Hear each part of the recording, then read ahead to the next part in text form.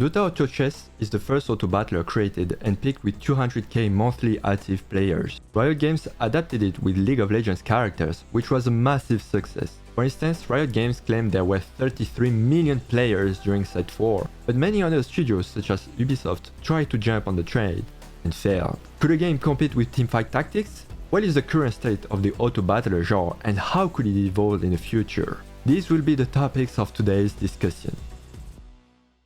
Hello, my name is Marcos. I'm the CEO and the co-founder of Tacter, your favorite companion for Teamfight Tactics. We have helped around 1.2 million TFT players to win more with your guides and our tailor-made tools since 2019. And today I'm very excited because we have a very special guest, Aaron, a game design expert and the co-founder of one of the most promising free-to-play Web3-based games, Illuvium. So let's welcome Aaron Warcick. So hi, Aaron. How are you? Yeah, hey, thanks for having me. Really excited to get into some more in-depth conversations than the ones that I'm normally used to. So yeah, thank you for inviting me. So could you please introduce yourself to our audience who plays TFT mainly and might not know you or Illuvium? Yeah, I wouldn't expect many people that are TFT players to know us. We're obviously a much more new game. We are a decentralized, autonomous organization that is attempting to build the first AAA blockchain game. I guess it's more of a hybrid blockchain game because you don't actually need to have your own hardware wallet to be able to play our game. We have a free-to-play element that lets players who are used to just playing normal games come into our system and play without needing to know anything about NFTs or anything like that. The main goal of our game is to be a game just like anything else and be as enjoyable and fun for people to play. They should only enjoy it on the game's own merits. They shouldn't really need to care about any of the other stuff that we have in our game. And once they have played for a while and gotten used to it, they can start to look into some of the other things we have going. And the main reason why we've made our game using blockchain technology is because on the back end, we have a voting system that is done using our tokens, which means that the decisions of the game don't ultimately end up with me or anyone else on the team. They end up with the community. So in effect, the whole studio is really designed to be community run and community owned. And our only job at the moment is to kickstart that process so that we can let the wisdom of the masses take over time. Actually, that's one of the things why we moved to Web3 as well, because like the vision behind Tacter is to empower gamers, and gamers are the community. And I think that the most important thing about Web3 tech is like that it empowers gamers. So it's real, so they can have a voice in the game that otherwise is not so often. So we are going to be talking in deep today about all of that. But first, tell me a little bit about the game itself, because there is not only one game. So we have Illuvium Arena, that is the Autobattler. It's the most similar thing to TFT that our audience is most familiar with. But there is a lot of other games as well. So you are creating the whole environment. So tell me a little bit about that. Yeah.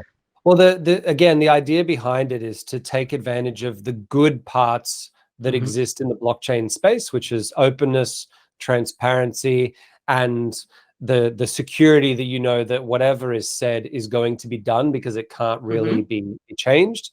So the original idea with a lot of blockchain games was that you are going to be able to get these items that you got in one game and you're going to be able to use them in another game, like buy a sword here, use it over there.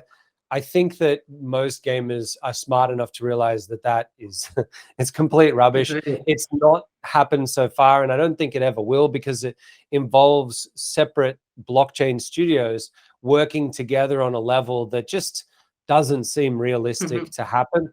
Why would someone take a sword from one game, bring it over to another game, and then that community or that company says, yeah, you can use it and destroy everyone because that sword is so powerful and you don't need to spend anything in our game. It's just not realistic. And most gamers are smart enough to realize that. Our way around that is to be a studio that just builds a dozen games. And that way you really can ensure that not only will that sword that you get in one game be able to be used in another game, it'll be roughly the same sort of power level. It'll have roughly the same sort of feel to it. So even if it's used differently in a first-person shooter compared to a kart racing game, compared to a Autobattler, it should still have some of the same features to it that makes it feel like the same item going through the world. We don't need to negotiate with anyone else because we are just one studio building all of these things. So our proof of concept to the world is 3 games at the moment. Technically, there's a 4th one that I won't really go into, but we have the one that you've mentioned so far, which is the Autobattler. That is sort of like a standalone game that is designed to use assets from the world. It's basically where you get a deck of items that you can then go and build. Probably the best way for people to understand it would be some sort of a combination of something like Hearthstone and TFT, where you bring in your own deck. You're not using just a random set like in TFT, but the battles play out very much in a similar style to the way that TFT battles play out, except for us, the game is mostly 1 versus 1. Then we have an open world RPG collectible game, which is where you actually collect the creatures. It's around about maybe 65 kilometers squared of open world made by some of the best artists in the world. And that's where you're actually collecting the creatures. And we integrate the 2 games together by saying that once you get into the encounter, instead of it being like Pokemon where it's like you do something and then I do something, we actually use the Autobattler to do those battles. Then we have a 3rd game, which is a industrial city builder game. It's a bit more like one of those casual games like Clash of Clans or Simpsons Tapped Out, that style of game, where you can build up a whole ecosystem and an industrial complex. And then you can extract out of that land valuable things that all the other gamers playing the game need to use to buy things in the world. So when someone is buying something in our game, they're not buying those gemstones from some company. They're actually buying it from other users of the game playing a different game. And so it's really about having a whole community of players working to create their own closed ecosystem that allows them to just build whatever they want. And eventually, after we make more and more games, people will start to see that it maybe gets the feel of an MMO, but not by it just being one giant game, but by being a lot of individual little games that they can go in and out of. Okay. Oh, so many questions. I don't know how to where to start. But basically, like the main point here is, if I get it right, is that all the games are related. So, and the game interoperability is the end goal here. That the things that you get or the things for play one of the games can be used, and you can leverage that on the other games with different characteristics, with different goals. But that's the main point of the whole environment. This reminds me a little bit like to traditional IPs, for example, Riot Games with League of Legends, Teamfight Tactics, Valorant, Legends of Runeterra. They are not building in the Web3 yet, but up to a point they can do that as well, like using for example, your League of Legends skins, using it in TFT. But that's not happening. So what do you think, that they are not doing that, or they are not building that kind of environment? It's no secret that I'm a big fan of Riot. I think that they are an incredibly clever company that really knows how to get to the heart of why people play games. I think sometimes people level criticism at them for sort of copying other games and not sort of making something up of their own. And I don't think that that's ever really been what they've strived to do. What they want to do is make a version of a type of genre that is very accessible and easy to play. And what they do better than absolutely anyone on the planet, in my opinion, they've even they've surpassed Blizzard, is they've built an IP. They've got that lore. I remember they started it maybe 7 years ago, and maybe it's longer ago. I'm getting old, but they started to realize that if they could get the lore of their world to the point where people really felt part of that whole system, it wouldn't matter which game you went into, you would get glimpses of it each and every time you went and played, and it would make it feel more real.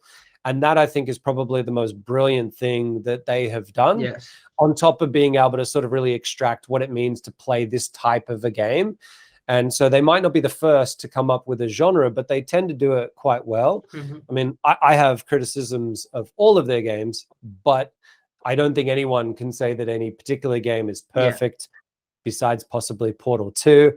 And so, and so really the idea is that we want to do something similar with our IP and come up with a whole story world where people can really get used to the world that they're in by playing all of these different games. Would Riot ever do what we're doing? Well, probably not. They're already an incredibly valuable and successful company. I don't think you're going to find many of the top tier companies giving away their sort of ownership of those games to the people. It's just not worth it for them. That's where they make their money.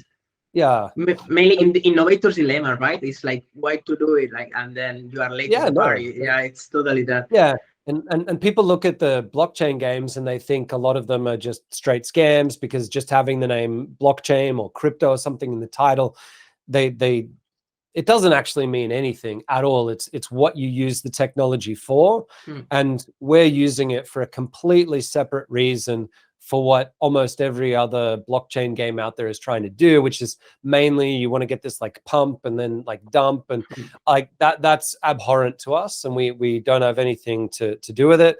What we are trying to do is come up with a sustainable ecosystem.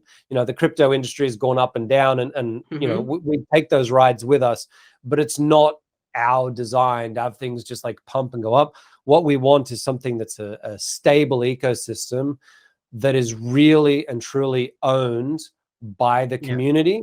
We have approximately 10 million tokens inside of our ecosystem that are allowed to vote, and the vast majority of them have nothing to do with people who are building the game. So we are really beholden to them.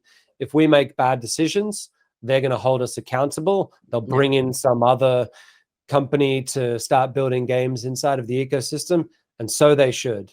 It's up to us to really own the respect of the community and make sure that we really take that and do with it what we need to do, which is to treat it with the utmost respect rather than just doing whatever we want. And that's the whole idea. It's scary, but I think that's very, very, very smart and very important, because in that way, community feels like you're listening to them, and they have a real power through the game, and they can make their ideas worth in some way and set the direction of the game along you. So I think that's very clear.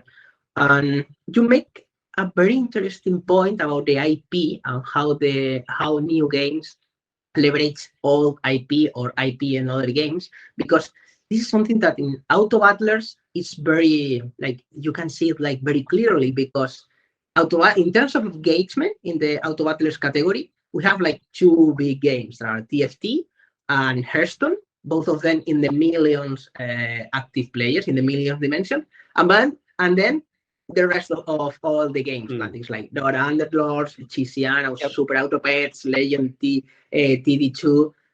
But there is a huge gap in the middle. And the two winners, mainly TFT and then Hearthstone, both of them were born behind a big IP, like the Hearthstone IP and the League of Legends IP. So do you think that's the key part to reach that level of engagement, or what do you think that are the key to reach that point? I think it matters. I think that having a big IP behind you certainly is something that a lot of people care about. I know personally when I'm not a Dota player, I mean, I would like to think of myself as a League of Legends player, but I almost play it not at all anymore. Not because I think it's bad, but I just don't have any time. But I did consider myself to be a League of Legends player, and I only decided to play an Autobattler when we got to the point of the TFT coming out, because I knew the system and I knew that I'd be able to instantly sort of understand the characters. Like, Veigar is always going to be this mage character that's going to do some, big spike damage. And like they wouldn't change that.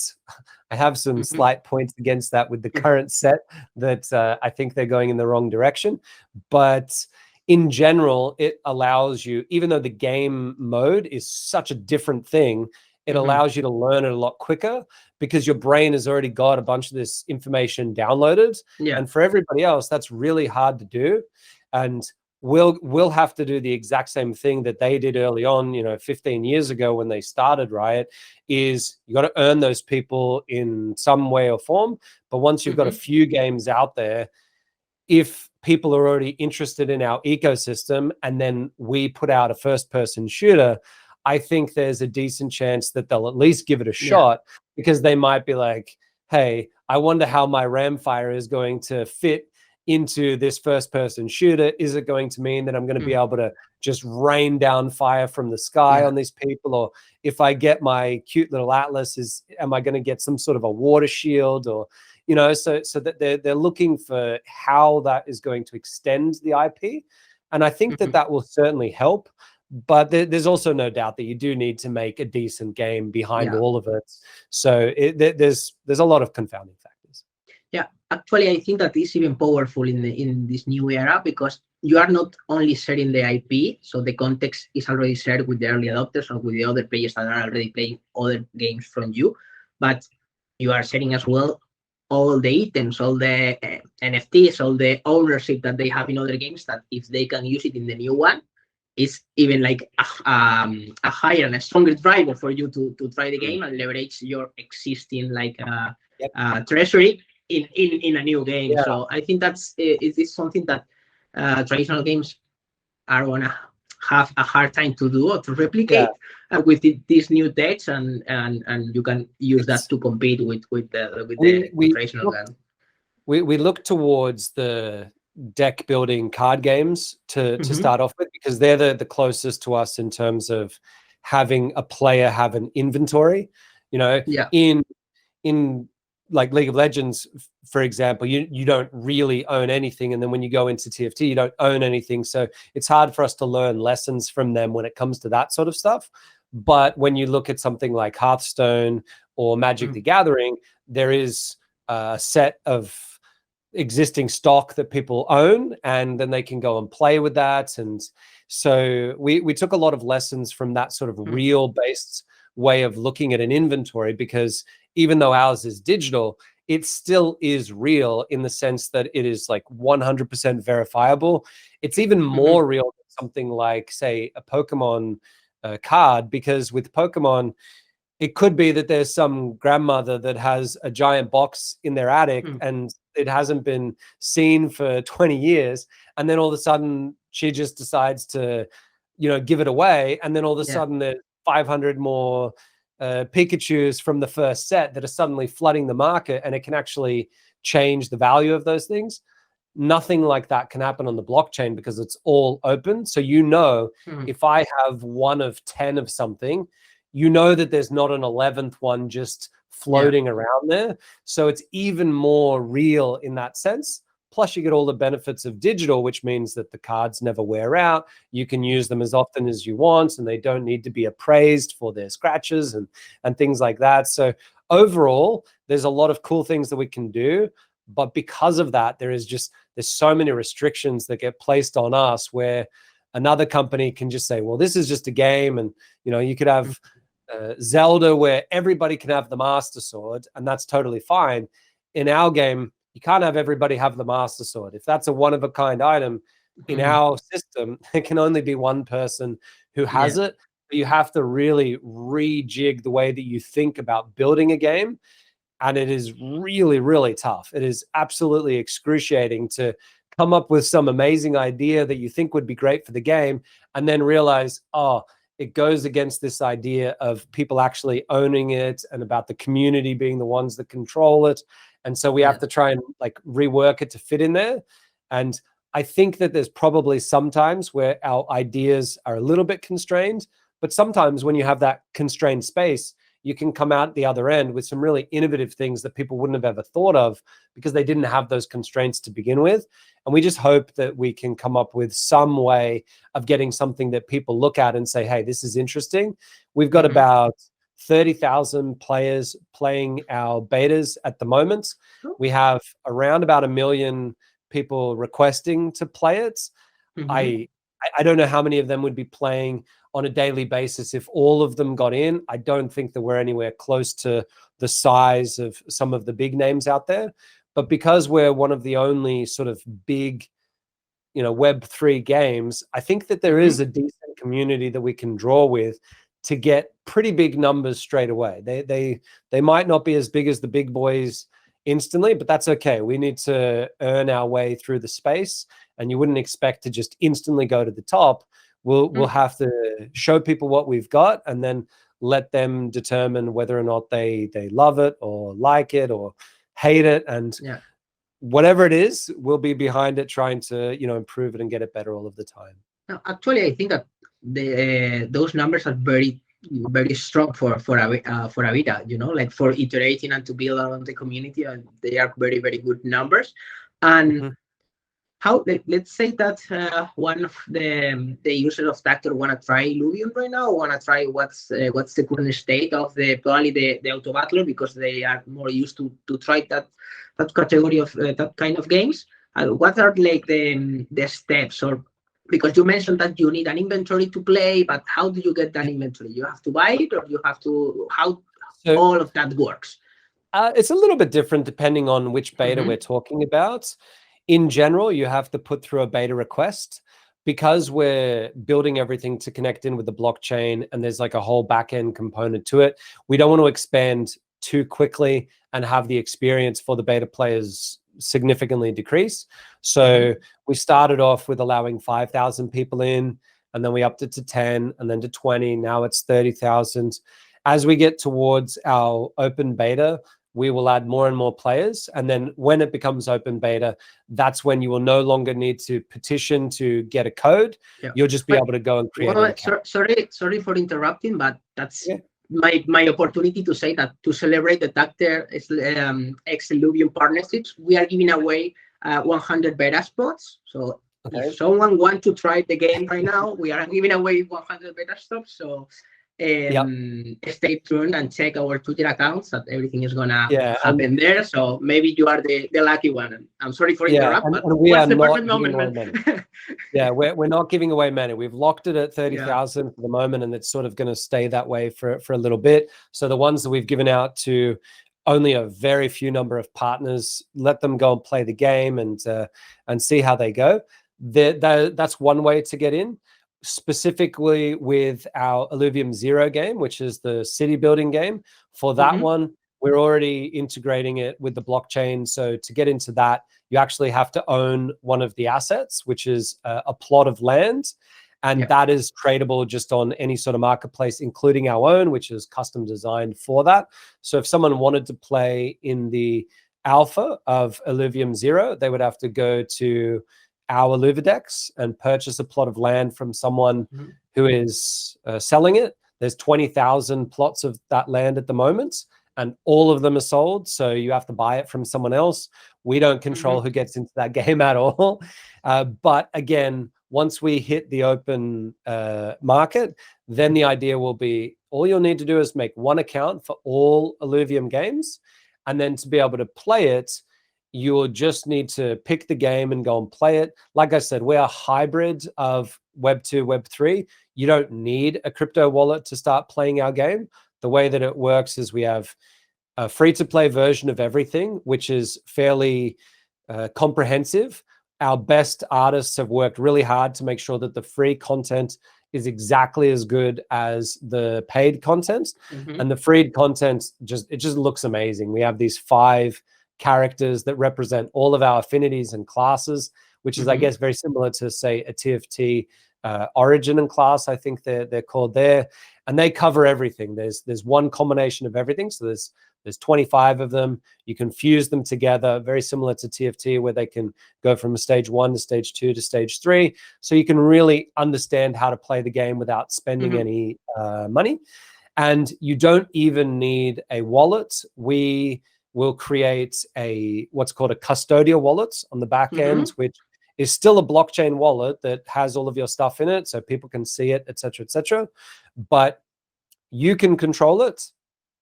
And the only thing that we're authorized to do is our type of game transactions. And if eventually you decide that you don't want it to be held in custody via us, no problems. Go make your own wallets. And then there'll be a simple transfer button, which will relink your account to the new wallet. And it'll take all of the Illuvium assets from that wallet. And again, there'll only be Illuvium assets in there. And it'll take it from that Illuvium custodial wallet into your generic MetaMask wallet or whatever it is that you happen to have. And it'll just be seamless. So when you go back and play, you'll be able to do it. But I know for a lot of people, starting off in crypto can be a little bit challenging. It's also a bit nerve-wracking. We don't want people to have that experience. And also there's going to be some amount of people that say, you know what, never want to have anything to do with crypto at all. That's fine. Just make an account. We do it all on the back for you. And you can just go and play the free-to-play game. No questions asked. Yeah, probably. I mean, from our side, we believe that that's going to be the end, the end state of the Web3 games. You know, like people starting to play the game without even knowing what's behind, what's the tech behind. But man, you own something, it's yours. You can use it here, you can use it there, you can sell it if you want, you can transfer, you can rent it. And that's the beauty, things that it was very hard to do in the past, in the traditional games. It's a lot easier for us to set up all of this infrastructure using blockchain technology. A lot of people ask, well, you know, why would you even do it? There's computers that have servers. You can just use backend and stuff like that. There are some technical limitations to that you know, we think are not ideal, such as having that true ownership, having it be verifiable, having it be something that isn't technically in the control of any sort of a company. These are all important for us. But the most important thing with all of it is just it's a tech that allows you to build things very quickly with that in mind. And I don't think that we'd be able to come up with a structure whereby the community owns the game if we did it using traditional means. And so we want to stress very strongly with especially Web 2 communities that this is not just about selling you on some sort of fantasy that, hey, if you have, you know, NFT characters, then you're going to become 50 times more handsome and you're going to get a girlfriend and everyone's going to love you. No, it's not for that. It's just purely to give you that ownership and to make the whole system a lot more cohesive. No, actually, I mean, we have two community, right? I mean, and we believe that, and we see the power behind all of that technology. And one of the points that you have that we already mentioned before, but is how this might empower the community. And actually in Illuvium, you have a council. You have like your community is very empowered with tokens. They can vote on different proposals. They can do a lot of things there. So can you tell us more about what's the council, what's all of this, how you can use the token to impact the game or the decisions that are being made in the game? Because I think that's the perfect point to show that. I think that probably the best way to describe why our council and voting system is good is because, number one, I'm one of the co-founders. I'm not on it, right? I don't have a say at all. If they don't like what we're doing, they can get rid of me. I like that idea. It's scary and it puts you out into a position where you're vulnerable. But the whole point is if we don't deliver, then we shouldn't be doing it anyway. And the third thing is that I am constantly fighting with our community over various pieces. And all I can do is put forward my thoughts on various things. But there have been many times where I've had an opinion that goes against what the community thinks.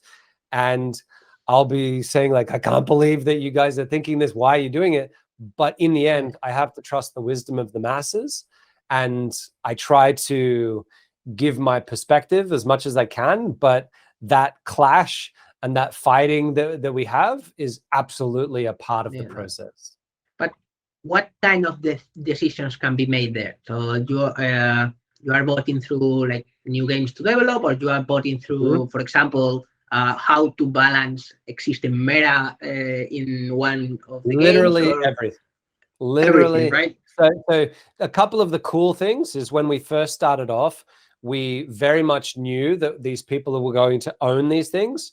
And I didn't want us to have this really like high-powered character in the game. And then later on, I think we need to, balance this, and we thrash it to the point where it's kind of useless, because I've felt that in TFT and League of Legends and, World of Warcraft and a million other games where the balance comes in and you go, oh my God, my character sucks now, right? And I didn't want to be that guy who's just walking along the street and then someone walks up behind me and just shanks me and says, that's for nerfing Ramfire, right? So I didn't want to be the person that makes those decisions. It's not part of our nature of it being a decentralized community. So the idea was, early on, one of the things we did different to, say, TFT is we went to a fully deterministic, fully data-driven system. When you play the battle in our game, the result happens in the blink of an eye. It's all done using a simulation that happens on the back end, and all you're seeing is a replay of what happened in that battle. That allows us to generate millions of games per day of AI battling each other, improving, getting better, very similar to the way that it happens in chess. I mean, obviously a chess battle can happen a little bit quicker than us, but because all of our decision space happens at the start, we're actually more efficient than chess at calculating all of these things. So we can have the battles go like super quick and build out an AI that knows how to play the game better than any human. And then we can put another AI up against that AI that's meant to balance the game. And it tries to take all of those meta picks and tries to flatten them out so that there is no one great meta. And we put them against each other over and over again until eventually we get a game balance that is a lot less balanced, thrashy than a lot of other games out there. And then every couple of weeks, we will put forward potentially, say, 3 versions of the patch, a very mild version, a medium, and a more extreme version, where each one of them is going to be way less extreme than what happens, for example, in something like TFT. The community can vote on it. They can vote to do none of that. They can pick whatever they want. And what that means is that it'll be community driven based on an AI that has been developed for the last 2 years to do one thing, which is to balance and make sure that the meta, like the whole game has been set up from the beginning to be that way. And hopefully that allows us to avoid those situations. That's just one way in which people can vote. I'm sure that even that, there's gonna, the typical guy who is gonna type, oh, please nerf this character, or this is so overpowered. Like, this is gonna happen. But yeah, pretty awesome. Yeah. I mean, looking forward to we get that all the time works. now. Like we already have the AI working on our beta with our survival mode, and people will say this character is overpowered, it's ridiculous, you can win with this one is terrible. Our computer will never use the overpowered one. It'll always use this underpowered one, and it will get way higher than them. So when they say that something is really good and another thing is really terrible, they might not be right. There is obviously an element of feel behind it as well, where each character needs to feel right. So we definitely want to have the ability to alter a character's feel so that it is something that's iconic. We don't want every character to feel the same. So we're going to make sure that they are vastly different, but still at some level balanced. That's awesome. One thing that I would like to talk with you is TFT usually divides like the year in different sets, like 3-4 months of seasons or sets that where they change almost everything.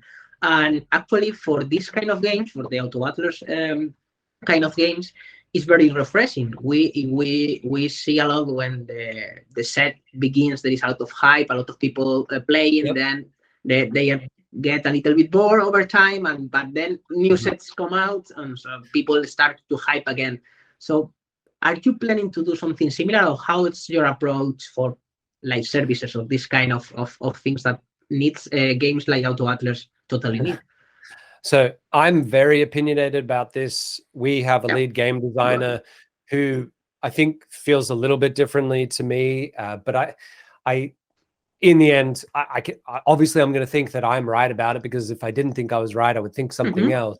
But for me, I want there to be the ability for people to use characters from any set.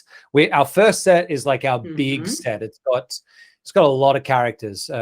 My brother came to me and said, we have to be as good as Pokemon. So we're going to make, more than 152 characters or whatever, 151 characters, whatever it is. And he didn't quite sort of realize that we're making an incredibly high fidelity, AAA quality graphic 3D game. And Pokemon was originally just drawings. So doing 150 drawings is a hell of a lot easier than animating with, dozens of animations and texturing and making it optimized, stuff like that. So it's been absolutely hell to get all of these characters made. We're lucky that we have a really good art team. I don't have to do anything with that. If you ever see a character that looks really good, you can know that it wasn't me who designed it. It's just someone else being really, really creative. But when we finish this set, we'll then do another set, which will be significantly smaller, maybe something like 50 characters. Of those 50 characters, probably about 30 of them are going to be like variations of characters in the original set, because you won't be able to catch them anymore. So I've been talking about Ramfire. There might be in another set, there might be like a dark Ramfire, which is very similar to like when people see like Gigamax Pikachu or whatever it happens to be. They still function largely the same, so they can fill up in that same spot in the game, but they might just have different effects. Effectively, it's our version of doing skins, but I want us to be able to have set 1 and set 2 running simultaneously, because it feels really bad, at least for me, to go into a new set. You got no idea what the hell is going on with anything. And yes, it does get a spike, but in my opinion, the last few sets of TFT, it's sort of been like big spike and then a massive drop, because there's so many changes that go through it. You just never can tell whether or not the thing's going to be balanced. Whereas for us, we just put all of those set 1 characters into a complete lock, where almost like for a period of time building the AI, it can't change them at all. And when we feed it the new characters, they need to find their own niche inside of that. So they need to be characters that are balanced around that already balanced system. Then we unleash it and let them play. And maybe there'll be some slight imbalances here or there, but we want to do like really, really small things, like the equivalent of, a 3 damage change to someone's auto attack, rather than going from it does 100 down to 80, where it's just like, it feels so bad. And all of a sudden that character is complete garbage. The other thing to remember for us is that we don't have the self-balancing that TFT has by having a communal deck. Remember, TFT is effectively a graphically intensive version of poker. That's really what TFT is. And because of that, you can start to work out if I have this, the other guy probably doesn't have it, or vice versa. So it kind of balances itself, where if something's really strong, more people will go for it, which means it'll be harder to hit your separate sort of like power spikes and things like that. The problem with that is you get situations like Warwick or J4 in previous sets where it just doesn't even matter. And you get like the 4 people that hit the top, all the people that chose Samira, and it's just like, okay. And if you get it at the beginning of the game and you are going to win, that. And the fun is gone. Yeah, totally agree. Yeah, and I mean, there's still some things around it. I think that there's a lot more that they could do to solve that. We've tried to put a lot of that into our game in the perspective of it being a very counterable game. One of the issues that I've had, again, I love Riot, and I think that TFT is a great game. I just think the later sets have been suboptimal. And I think one of the reasons is we get situations where you'll have like a mage style comp where it's very, you know, ability damage. And then you've got a thing like Mystic, which is supposed to be about stopping that, you know, resisting that damage. And yet it still doesn't win, right? Like it just absolutely doesn't come close. They have their reasons for it. I understand it. But to me, it would be infinitely a better game if when you saw that someone had hit that obvious thing, you could focus more on the countering thing, because then it would open up a lot more possibilities. Whereas now it's sort of like, well, even if they've got the exact thing that you're supposed to counter, if they hit their power spikes, you're gone. You just can't win. It's like, what the hell? Like that doesn't feel nice. So for our game, we make it really simple. There is a similar system to Pokemon, where you've got different affinities, and each of those affinities counters some of the other ones. So if you are playing against someone in our game, which is 1 versus 1, and you see them just going, fire, fire, I like fire, then you can very easily go and play either earth or water, and you'll know that you'll have a pretty strong way of beating them. Even if fire might be slightly strong, it's definitely not going to get above the ability of someone who's hard countering you, because we have a few systems in the game, such as Hyper, where you sort of feed off of the other people that you're playing against. So if you're that earth character and they're fire, your character will go hyper a lot quicker, just purely because of that. And then they'll manifest that hyper through their class. And classes also have a countering system against each other. So it means that there's a lot more nuance into our game that is more similar to like a proper auto chess, something like Chess Automate, which is the game on chess.com, where most of it comes down to, yes, you want to build out your own team, but also you need to think about what the opponent's doing. And unless you're at the very highest level of TFT, you don't really need to think about anyone else these days. Yeah. And actually that's where Tacter is more useful, to find all those synergies, to all that counters, to understand all the different things that you can use to counter the best strategy right now. And in the moment that knowledge is very easily available for everyone, the top strategy is not top anymore, because everyone is countering. So it's another one, and begins the cycle. So I'm sure that the best strategy are gonna appear. And first, Tacter is gonna help a lot in that part, and it's gonna be very fun.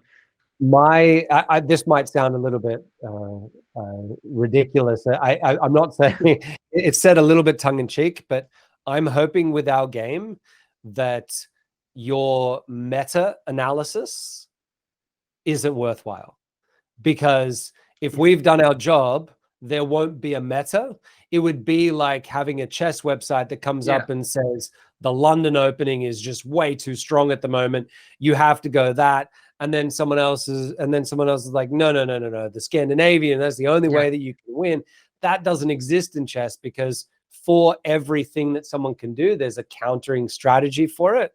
We want that to be in our game, where I think that someone like Tacter could be super useful for us is in teaching people fundamental tactics of the game, really getting people to learn about how countering works, how the hyper system works, how different synergies operate. Because if you can teach people those fundamental building blocks, then they can become a really high level player straight away, without needing to just be really cookie cutter. Oh, I got a Leona on level 1, so that means that I'm just going to try and just do this build and hopefully it works. To me, that is like the most boring part of TFT. It's valuable. If you want to get to the top level, you really do need to be using things like Tacter to get to those levels. So for TFT, what you guys provide is absolutely invaluable service. I'm just saying, if we do our job, I'm hoping that the service you provide to our community will be a little bit different. Yeah. But there is always a meta. At least, in my opinion, we'll find it. Then the community will go and you will change. But yeah, but no, totally agree with you, because that's probably one of the, like, get your first victory or reduce the learning curve, learning like the fundamentals, the main 2-3 mechanics for getting you from the starting level to an average player, something like that is very important. Actually, it's one of the main drivers of player retention. And yeah, tools like Tacter helps a lot in that part without leaving apart like the if you want to go for the top one spot, or if you want to climb the ladder to become one of the best, you have to go deeper in the game and trying to create those kind of strategies that are like better than everything else, so the vast majority of the cases. And I think that we are running out of time. So before finishing, I want to ask you some most personal questions. I think that is, why are you doing all of this? Like, why Aaron is doing and is working in Illuvium, is co-founding Illuvium, is creating all this new environment? Why do you want to do that? So I've always been interested in game design ever since I was a little kid. I was always much more interested in building a game that my brothers and I could play that was interesting. It didn't matter whether it was like, you've got a stick of gum and you've got a stapler, go make a game out of it. Like, just come up with something. That was always a passion of mine. And then because my family is very sporting focused, I worked on that. I don't regret it for a minute, because I had some of the best experiences of my life going through trying to become a professional. I did tennis, and before that, swimming. But I got to university, I did computer engineering and physics, and I just found myself always gravitating towards building games. And then I don't know, for some stupid reason, I decided that I needed to, earn a living and be an adult, and you can't do it doing games or whatever. So I just went a whole different direction and started working in retail and marketing and sales and stuff like that. And just all of my spare time was set aside to do things like story building and game design and coding and stuff like that. But it just wasn't enough to ever do anything significant. And then COVID hit, and I think all of my brothers at the same time we're all looking to do something. I didn't have the idea for Illuvium, at least not the idea to do this whole project. They came to me and said, we want to do a project. It wasn't anything like what Illuvium is now, but they were the impetus to me to actually get it going. And they pushed me to say, hey, forget what else you're doing and let's just go on this crazy journey. And I wanted to work with my brothers. I'd never done that in my life. So I was just like, let's just go do it. We'll put some money into it. We'll try our best. If it fails spectacularly, at least we gave it a shot, and it allows us to know where we stand as far as being able to build a franchise out of nothing. And we just started doing it, and I just love it more than anything else in my life. Most people know that I spend long hours working on the project, but as much as I might complain about it, I genuinely love it, and I genuinely wouldn't do it if I didn't. Doing game design, building games, coming up with, the requirements for them, and working out how all of these systems go together is just the most fun puzzle I've ever done in my life. And I wouldn't trade it for the world. And that's why we want to make sure that we do the right thing by the community and build something really good. If we get parts of it wrong, which I'm sure we will, we'll be straight in there to try and fix it. We don't want to be adversarial with the community and say, nope, this is what we're doing. And we've put our money where our mouth is by saying, you guys really do get to control this, because if you don't like me, just flick me away. That's awesome. I mean, that's the beauty of it, right? Like, enjoy the ride, enjoy the journey, and I think that you have a very, very good product, very, very good like project, and an awesome game. You are one of the early adopters here in the Web3 space, so a lot of problems that you are solving, your solutions are going to be the standard in the near future, I think. So we are very excited about this partnership, that collaborating and try to push Illuvium a little bit forward with our efforts as well. Yeah. So yeah, thank you very much. Yeah. I'm looking forward to seeing what the space holds. I was really disappointed with between the start of 2021 and now how there was just almost no innovation. It was just almost all pictures of monkeys, and that was the game. And I'm one of those people that feels like a rising tide will, you know, float all boats. And we just didn't see that. We had this spike and it was completely artificial, and it had nothing to do with the games actually being enjoyable or anything like that. And it really left the real gaming community with a really bad taste in their mouth for obvious reasons, right? And I feel like there's an opportunity for games to come behind that and say, okay, well, all of that was nonsense. These are the ones that can make it. I don't know. Maybe I'm wrong, but I look at it very similar to when there was the .com bubble just before 2000, where you had people, you know, being, you know, poolcleaning.com, and it's like, well, what does the .com mean? And I don't know. I'm just putting .com in the title because I think that people were like that. We saw that. I had people come up to me and say, hey, should we put NFTs in our game? And I was like, well, maybe you should decide what your game is, right? If you came to me, I could say exactly why we're using it. You need to know why your game has this. Otherwise, don't put them in. It's just totally useless. So I feel cautiously optimistic that there'll be a lot of smart people, smarter than me, that will come in behind and come up with some really cool things. And hopefully we can just be a part of that. Yeah, I mean, totally agree with you. We believe in this as well in the long term. A lot of markets starts or with the speculation, and I think that's one stage more that we have to live, I guess.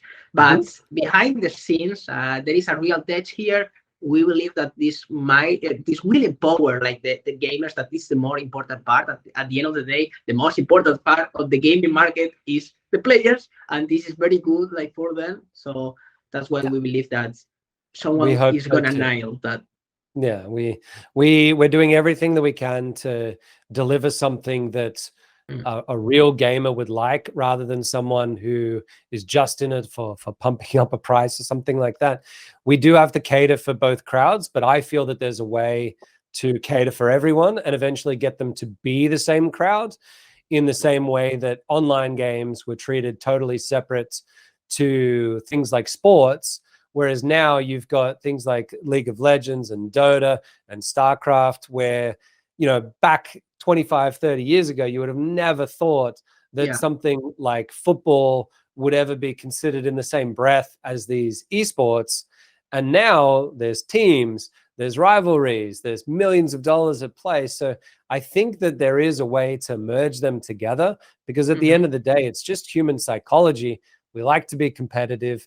We like to be comfortable in the things that we do, and we like to be entertained. And I think that we can make something that hits all of those things, and we'll just have to see where it goes. Totally, man.